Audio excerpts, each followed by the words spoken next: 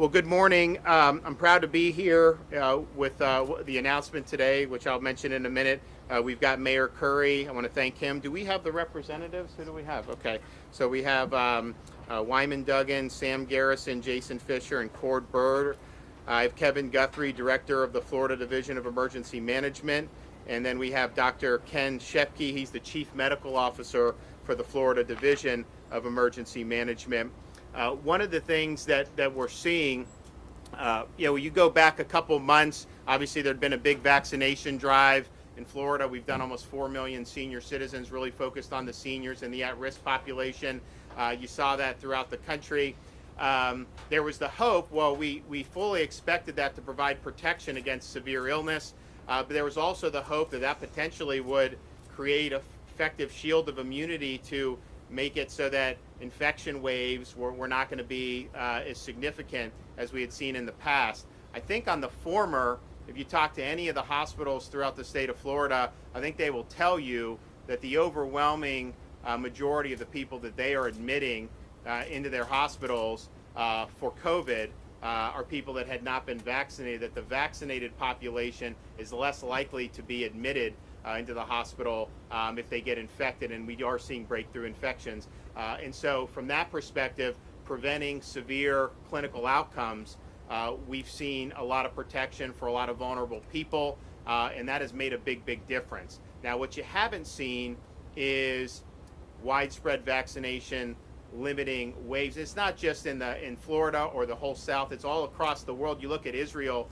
they're one of the most vaccinated countries on planet Earth, and they're having their biggest wave of infections that they've had throughout the whole pandemic. Obviously, Florida, other Sunbelt states, but even like Hawaii, very vaccinated. We're the most vaccinated state in the Southeast, and we've got over 85% of seniors fully vaccinated, but yet you see with this Delta variant, more contagious, very easy to transmit, and it comes really in waves. And so as we're looking at that and say, okay, vaccination is clearly helping reduce serious illness. It's reducing your likelihood of being hospitalized, but you also have people who are being hospitalized. So what tools do you have that makes the most sense? And one of the things we've been talking about recently is doing monoclonal antibody treatments such as Regeneron.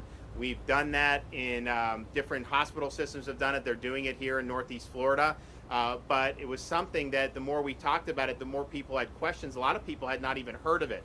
And so we see an effort to be able to supplement that effort here in Northeast Florida and other parts of the state. We'll have additional announcements very soon, partially to be able to get more people in, and we're going to bring in a lot more Regeneron into Florida, which I think is important, but also just to raise awareness that this is the most effective treatment that we've yet encountered for people who are actually infected with COVID-19.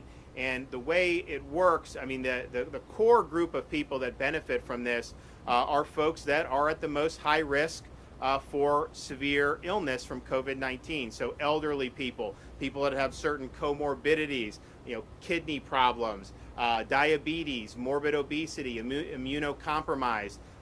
This, if applied early and properly, has the ability to reduce your likelihood of being hospitalized by 70% in clinical trials. And I think if you talk to people that have had it in Florida, most people will say that if you do it early, it really does help to resolve the symptoms. And so what we're going to be doing here today is deploying a rapid response unit.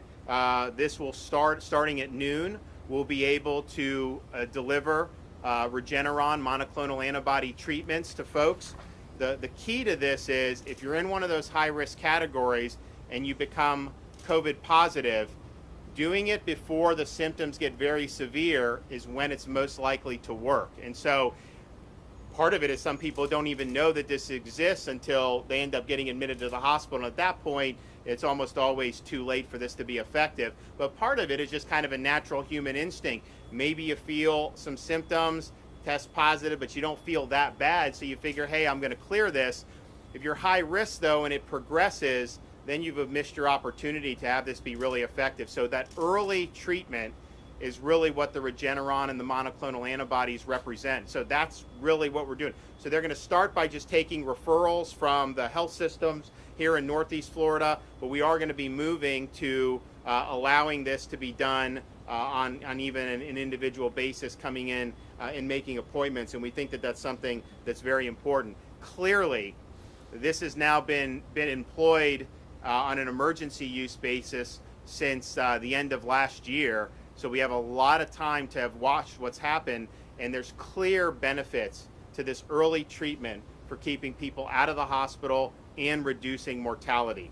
And this is also true whether you're vaccinated or not. I mean, obviously, if you're vaccinated, we think the data in the hospital shows that your chance of being admitted and having a severe illness is less than if you weren't. But at the same time, we are seeing people testing positive in higher numbers than I think most people anticipated, and that's just not in Florida. That's really in places like Israel and other places around the world.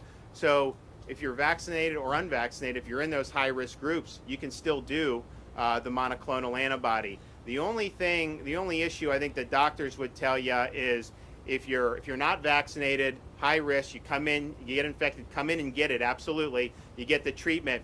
You have to ask the physician at what point in the future, if you do want to get vaccinated, do you have to wait because there's antibodies and they want that to be able to clear. But that's really, at the end of the day, the only major thing that you need to look at. So who are the high-risk groups that would most benefit from this? Obviously, elderly populations, people with chronic kidney disease, diabetes, morbid obesity, cardiovascular, chronic lung disease, people with sickle cell.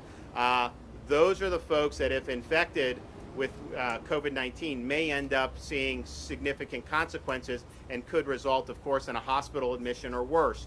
So if you do it early, this has a great chance to resolve those symptoms short of you needing medical attention. And that's really, at the end of the day, what it's all about. So we want to be able to do all we can to be able to do. Now, what we're going to do is, so we have this here.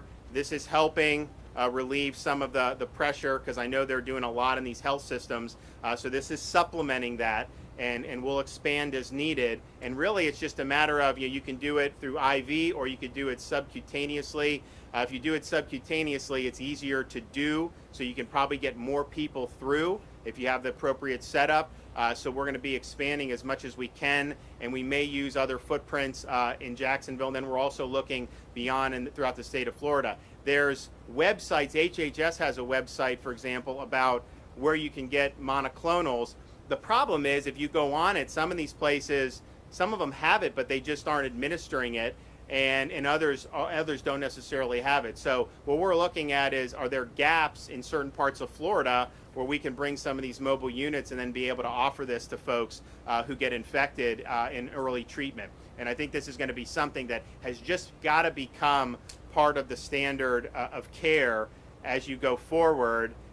This is going to be with us for a long time. I mean, I hear these politicians say they're going to conquer it and end it. It's not going to be eradicated, as we've seen. He has different iterations. The vaccines obviously are helping people avoid severe outcomes, but you're going to continue to have this, go in the different patterns. So understand, if you're in those risk groups, that this is really something that you need to be thinking about if you end up with a positive test. So we're going to be doing that. We're also going to be doing strike teams to be able to bring it into nursing homes if you have some nursing home infections. And we've seen that.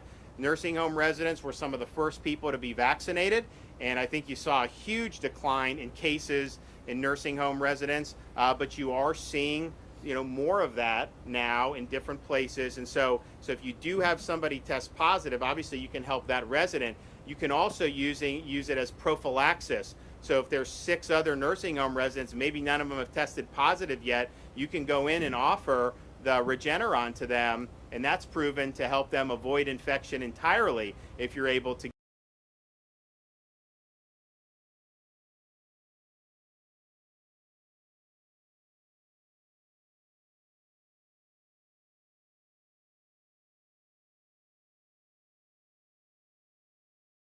greater the chances of success that you have. There have been a lot of people that have been helped by this, but I really believe that had more people known about this I think absolutely some of those folks would not have ended up needing to get admitted to the hospital. So I want everybody to know that this is an important option, that this is an important way to be able to protect yourself in the event that you are infected. And we're going to be doing this in other parts of the state, and obviously working with our long-term care residents who we've been working with from the beginning to make sure that they're provided the type of protection that we can. So I want to thank Mayor Curry for working with us over these many weeks. And also want to thank Kevin Guthrie, Division of Emergency Management. He's been working with all the different systems about different stuff that they needed. So we're going to hear from some of them, and we look forward to being able to kick this thing off here at 12 o'clock. So, Mayor. Thank you, Governor. I just want to say over the last year and a half, we're grateful from when the virus was first with us and we had to rapidly expand testing. We didn't know what we were getting into, but we knew we needed it. You got it here. Jacksonville had tons of access to testing. Then when we got into the new year and the vaccines were rolling out, again, working with you and your team, our vaccines have been and are readily accessible to our residents. And now this antibody treatment, as the governor said, is not well known by the community. It's effective, it works. I was on a call yesterday with all of the hospital CEOs in town, and we had this discussion. People need to know this exists. They need to know that this unit is here. If they don't have access to their health care provider, Governor, thank you. Yep, absolutely. Hey, good morning, everyone. I just want to again thank the governor for his leadership on this breakthrough treatment, and I want to make sure that everybody knows that this is a quintessential example of where local and state government work together very quickly to get something done. So again, thank the City of Jacksonville, the Jacksonville Fire Rescue Department, the Jacksonville Fire Rescue Department's emergency management team, the Jacksonville Sheriff's Office Emergency Response Unit for getting all this set up overnight, and of course our vendors. So again, Governor, thank you very much for your leadership on that. Ken? Thank you, Governor. You should tell them a little bit about yourself. Sure. Hello, everyone. I'm Dr. Ken Shepke. I'm the Chief Medical Officer for the Florida Division of Emergency Management. I'm board certified in emergency medicine and EMS. And so I want to thank the Governor for highlighting this very important therapeutic advancement. Unfortunately, I don't think the word has quite been out there enough for this very effective treatment. It's great for folks who are vaccinated but at high risk for progression of disease. It's great for folks that are unvaccinated who get this disease. And it's great for folks who they're unvaccinated, they're not ill, but they've come in contact with a household contact of somebody who's gotten COVID. So as the governor reported, folks who are at high risk for progression to severe disease or death from COVID-19, this therapy can reduce your risk of hospitalization and death by 70%. And that unvaccinated household contacts of those folks can reduce their risk of developing COVID-19 by over 80%. So this is clearly one of the better therapeutics that we have out there, and I'm really appreciative to you, Governor, for getting the word out there, because I think this will be very helpful for the state of Florida. Thank you. Great. And if you so the data, as Ken said, the data is very strong. We have now a long runway where we've been able to do this, and that obviously the data trumps. But it's interesting just when you talk to people that have done this, and there have been people that will get infected, they get hit, they test positive, they go get it, and then they'll say within 24 or 48 hours, they felt it was like a totally different ball game. And what it is when you get infected, your body produces antibodies to then fight the virus, and people who end up having an easy time with COVID usually do that fine, and they're great. Folks who are in these higher risk categories, they sometimes don't produce the type of antibodies that they need to be able to combat the virus. And so what this does is it's an antibody cocktail. It's providing that, and then those antibodies get to work and really fight against the virus. And I think that's why you've seen people will say that everything is resolved within sometimes 24, 48 hours. That's a really, really big deal.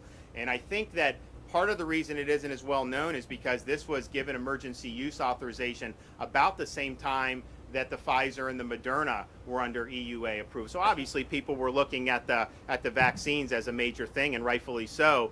And so I think that this was something that even though the hospitals all embraced it, we worked with them early on and said, do you need us to do anything? They're like, no, we have it, and most of them have been doing well. Here in Northeast Florida, I was at Tampa General, they do a lot.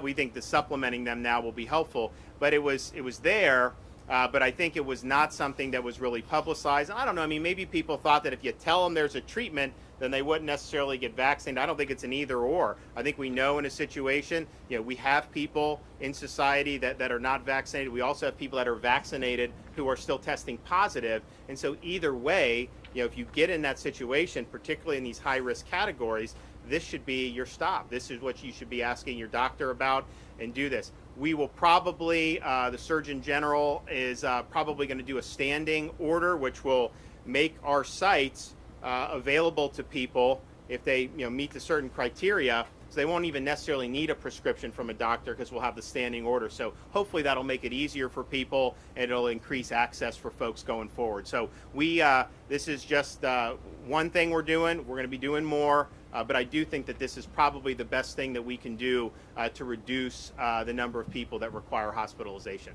With that, I can take some questions. Yes, ma'am. Hi, Kaylee with First Coast News. Tuesday you were here and you said, when asked about ventilators coming from the federal government, that you were going to have to check in on that. We know so just so if I can clarify, I was asked about respirators, which are actually different. And so and we've never really had any hospitals ask about it. What they had been asking about, which I thought related to respirators, was there was oxygen deliveries on these trucks that they thought were coming behind. So there was actually things to do the weights and measures and all that. So there was not, to this day, any requests for respirators. The mechanical ventilators, we've been giving those out the whole time. And what that was it's just increasing our stockpile. And that's why they did it. So it wasn't anything that was like specifically from a hospital per se. It was something that they do through FEMA as a matter of course. So to follow up on that, 124 ventilators are now in our area, 3 hospitals here, and they have also said healthcare workers that they need help as far as supplementing their staff and that sort of thing right now. Do you have a message about possible other resources coming to our area, and what would you say to these healthcare workers who are beyond exhausted right now? Well, I think the staffing has been really the biggest issue that we've dealt with throughout the whole pandemic. I mean, if you recall, you saw really significant changes in how some of this is done. You've seen a lot of people go to contract, so they literally could have a job at a hospital, change jobs, work for a contracting agency, and then still do the same job at the hospital. They make a lot more money, and it's a lot more expensive to do. So there's definitely a war to try to get staff. I think it's been something that's been difficult. We have provided a lot of staff in the past for that, but our sense is that they deal with some of these agencies to try to bring people more in. That's just the situation that you're seeing all throughout the country. But there's no doubt it's not really a capacity issue as much as it is the stress on the staff, when you have higher volumes of patients. Yes, sir. On the monoclonal antibodies, I believe President Trump used Regeneron when he had it Yep. last year. I've talked to a lot of patients that say, look, I'm interested, but I have no idea how to get it. Has this been something just for exclusive people? And why has it taken this long to get it to a point where the average citizen can maybe even start to get it? So the answer is when President Trump did it, it was still an experimental, so it had not been emergency use. So the average person on the street in October of 2020 would not have been able to access it unless they were part of some type of trial or had different access. Once it got the emergency use authorization, it has been widely available. And so that's been done mostly through hospitals, now increasingly through doctors' offices. And I think part of the issue is have been a lot of physicians, I think Ken would agree, there's a lot of physicians that didn't necessarily know about it, and some of the physicians weren't. More and more physicians are understanding it now, and it was just the type of thing where I do think there was maybe people thought if you stress early treatment, then you were telling people that to not get back. It's not an either or. Now it's pretty clear, though, that there was not as much knowledge. So I think it's less about access, but just about knowledge, because if somebody gets infected, what they're thinking is, okay, I don't necessarily feel that bad. I know I'm at risk, but I'll just kind of ride it out. And that's what you normally would do on most illness. I totally get you. If you don't expect to go to the hospital until you start to feel really ill. But on this, if you have those risks, if you can do it early, it really makes a difference. And so the access is there. We're able to do. We can place orders for 10,000 treatments at a time, and so we're going to have. Obviously, you have staffing and stuff that you have to make sure. They're going to work here to try to make as many people go through here as possible, which will be really, really good. And the same thing as we go throughout the rest of the state. So access in terms of anybody, particularly if you're in those high-risk categories, you absolutely are eligible for it. It's just a matter of making sure that your health systems are offering it. Some clinics are doing it. And then we're now looking at saying, okay, we have some freestanding stuff that's already been going on where people have come in to get vaccinated, to get tested, whatever.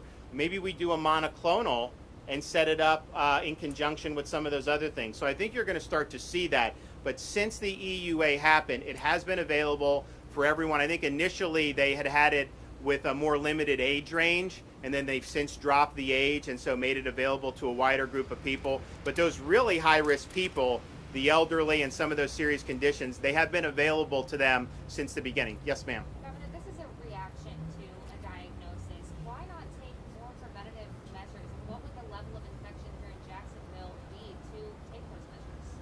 Such as? Such as a mask mandate. Well, so I think the non-pharmaceutical interventions we've seen, remember, we were promised that they would end the pandemic, lockdowns, school closures, mandates, and it just hasn't done that. This is a very transmissible virus. The last iteration last summer, someone got infected, they'd likely infect one or two other people. This one, they're infecting more than that. It's airborne, it's aerosolized, and so we just have to understand that when that's happening, these waves are something that you have to deal with early treatment. Because we could sit there and say, if we shut down schools, it would go away. It won't. That's not true. It would be very damaging to society to do that and to our communities. And so early treatment, I think, is probably the most effective thing you can do. Obviously, if you're higher risk and you want to avoid certain situations, you want to take personal mitigations, by all means do that. But just understand with how contagious this is, and we're seeing these waves in other parts of the world, and you will see them in other parts of the United States as the season changes. The fact of the matter is there's going to be a baseline level of exposure to folks in the community, and so let's just make sure this is out there. Let's make sure people have opportunities to be able to do it. I can tell you it will absolutely make a difference in reducing the number of people going to hospital. But it doesn't mean you don't do some of the other stuff. I mean, I think if you're vaccinated or unvaccinated, you still do this if you're high risk and you get infected. But of course, the hospital census, and you look, I mean, that's pretty strong data that we're seeing across Florida of the folks who tend to be admitted to hospitals now, and how that's different from last summer, when we didn't have the widespread vaccination of our elderly population. Yes, sir. Governor, in regard to the reports that the state puts out, why not go back to the daily reports that y'all did for many months, given the prevalence of the virus? And secondly, if you're not going to do daily reports, why not on the weekly reports provide more information on a county level basis in terms of the deaths that y'all have reported, demographics? Well, they might, yeah. So I think the latter part's a good point. I mean, as we've seen, we've had a wave of infection, but it has not been uniform in terms of when it really started. It started in Northeast Florida before other parts of Florida. We think the indicators with the 7-day moving average, as I mentioned the other day, that's down for cases. RT value actually today, according to the Stanford and Yale models, down to 0.81, which is definitely the right direction, as well as the ED visits for CLI, which is trended down as well. So those are good indicators. And then some of the other parts of the state, I think the growth has slowed, but they may not have necessarily gotten past that. So we'll look at that. I think it is a huge state, and I think that these waves are not necessarily uniform in terms of how they do it. But I would just point out, I mean, with like these daily cases, those are reported publicly, every day to the CDC, so people have access to that. But in terms of the breaking it down by county, that may not be a bad idea going forward. I know we used to look at that a lot. Clearly, you can follow where the hospital admissions, have been. And if you look back to last summer's wave and compare different parts of the state, here is where Northeast Florida, they've had the biggest increases over and above last summer, compared to, say, Miami-Dade, which hasn't necessarily reached their hospital admission level that they had last summer. So those are important things to know. And obviously the community, people should just be aware when you have higher prevalence, whatever types of personal mitigations you want to take, you obviously will be able to do it. So we're going to look forward to having people come in today starting at noon. This is just the beginning. We're going to be expanding this more. And as we go forward, we're going to see the current wave is going to go. We're going to see that in the different parts of the Sun Belt, including Florida. but it's not going to go. COVID's not going to go away. We're going to have future, I think,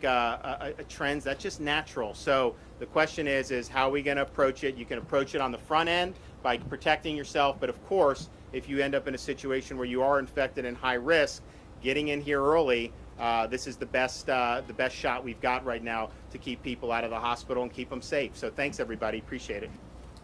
All right. Let us know if we can do anything. Thank you. Oh, yeah. Hey, I didn't see you were there. Thank you. Thank you, Governor. Good work.